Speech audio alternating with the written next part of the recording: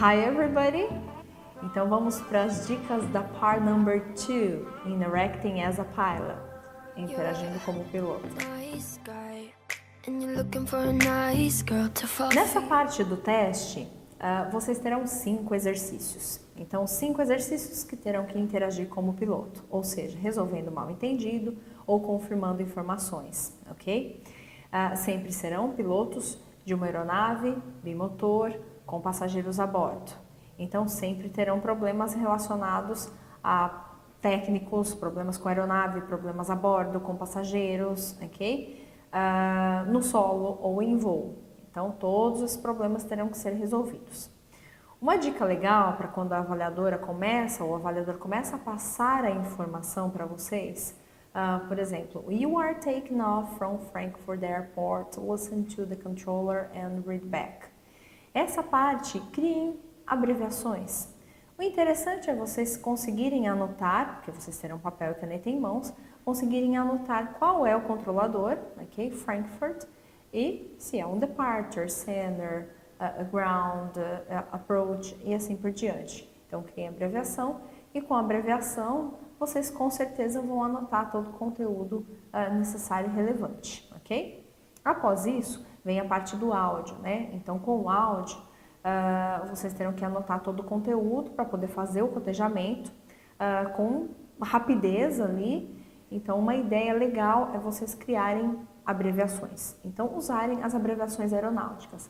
Com as abreviações, vocês conseguem anotar o conteúdo total e conseguem passar o conteúdo todo sem perder nenhum detalhe importante. Conteúdos relacionados a scope number, altimeter setting, altitudes, flight levels, frequency. Então, tudo isso será passado e vocês terão que fazer o readback. O ideal, com certeza, é estudar abreviações e criar as suas próprias quando for necessário relacionado a algum tipo de problema. E sim, poder lê-las com rapidez e fazer o readback com rapidez, ok? Abreviações ajudam demais nessa parte. Após essa parte, o avaliador vem com o conteúdo ou com o problema que será acontecendo no seu voo, ok? Ou com a sua aeronave ou a bordo. Ele geralmente traz alguns detalhes e esses detalhes nem sempre são importantes para serem informados. Então, vocês podem eliminar e usar só o conteúdo relevante. Como, por exemplo, you are in cruise flight at flight level 300 and you suffer a sudden decompression. Talk to the controller, talk to the center, inform your problem and say your intentions or request. Então, nesse conteúdo, por exemplo, you are at flight level 300 and you suffered a sudden decompression. Caso não consiga pegar ou entender that you are, que você está no nível tal, mas que você conseguiu entender que você está sofrendo um problema com a despressurização, isso que seria relevante e importante, ok? Então, informe pelo menos o problema principal e tome a sua decisão ou solicite o que for necessário relacionado a esse tipo de problema. Por exemplo, quando você inicia a interação, poderá usar we are suffering, we suffered, we had, we have been suffering a sudden depressurization, ok? Se quiser dizer, acrescentar dizendo and we are at flight level 300. Aí em seguida, já diga suas intenções ou solicite. Request immediate descent or request an emergency descent. We will start an emergency descent. Ok? Então, geralmente, junto com essas informações, você já traz a intenção também. Ok? O que você gostaria de fazer. Geralmente é descida até o flight level 100, for example. Request immediate descent to flight level 100, as an example. Ok? No geral, o problema principal foi informado, algum detalhe ou não, se você não se lembrar, por exemplo, do nível de voo, não tem problema, e solicite ou diga suas intenções, ok?